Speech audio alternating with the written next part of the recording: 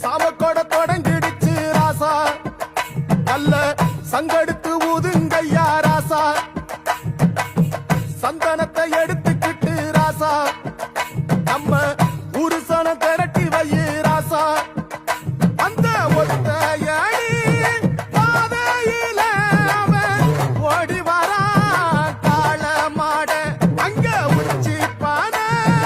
ஒசரத்துல அவன் ஆடி வரான் காள மாட, கொம்பு ரெண்டு குறு குறித்த